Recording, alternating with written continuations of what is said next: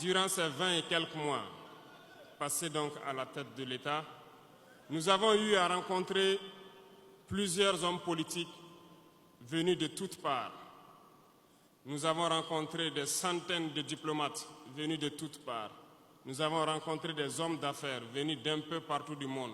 Nous avons été ouverts à tous ces échanges, à toutes ces discussions pour pouvoir apprendre du monde, pour pouvoir comprendre le monde. Et aujourd'hui, je pense que l'occasion est très belle pour que je puisse vous expliquer quelles conclusions nous avons tirées de tous ces rendez-vous que nous avons eus avec des hommes politiques venus de tous les continents, des diplomates venus de tous les continents. C'est très important la conclusion que nous avons tirée et ça doit vous permettre de comprendre le monde. Parce que souvent, dans nos contrées, nous n'avons pas cette perspective de pouvoir avoir accès à certaines personnes qui vont vous enseigner beaucoup de choses à travers leur comportement, à travers leurs propos et aussi en vous disant comment ils nous voient. Camarades, Dieu a créé le monde avec tout ce qu'il y a comme bonheur, comme malheur, comme bien, comme mal, les humains, les génies, les animaux et tout ce qui va avec. Mais nous, humains, avons décidé de faire du monde autre chose. Chez les impérialistes, ils ont une vision du monde que je m'en vais vous expliquer. Le monde se résume en un triangle pour eux. Vous verrez le triangle dans la plupart de leurs insignes. Peut-être que vous ne comprenez pas, mais le monde se résume en un triangle.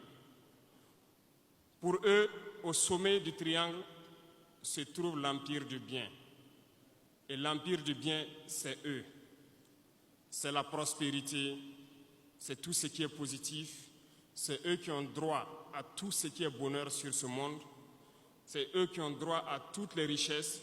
C'est à eux d'imposer leur manière de voir le monde. C'est à eux d'imposer leur vision, leur mode de vie.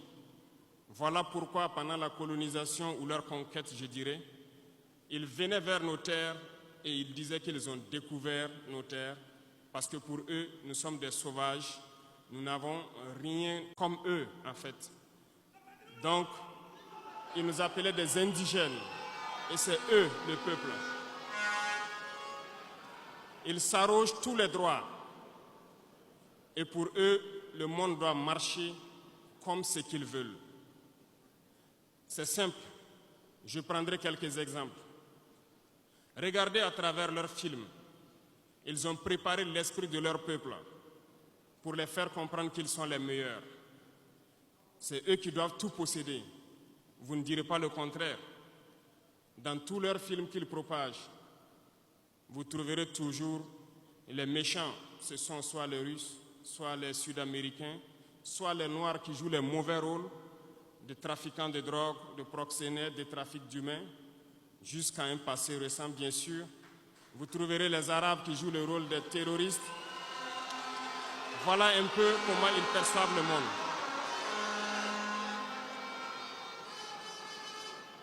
Quand je prends sur le volet économique, qui parmi nous n'a pas traité les produits chinois de produits Shintok, comme on aimait l'appeler, de mauvais produits?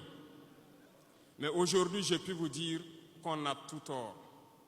Parce que la Chine est à un niveau de technologie assez avancé.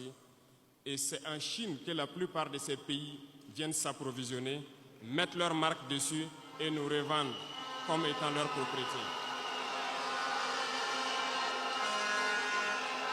Regardez autour de vous. Nos entrepreneurs qui sont dans le BTP ne diront pas le contraire. Tous leurs engins aujourd'hui sont chinois. Ceux qui font le transport ne diront pas le contraire. Ils nous ont menti parce que nous avons fait le tour du monde un peu dans ces 20 mois pour chercher des entreprises, pour chercher des usines. Et nous avons compris que tout revenait là-bas. Mais par leur communication, ils nous ont amenés à détester tous les produits chinois, à vouloir nous faire comprendre que ce qui est bon venait de chez eux.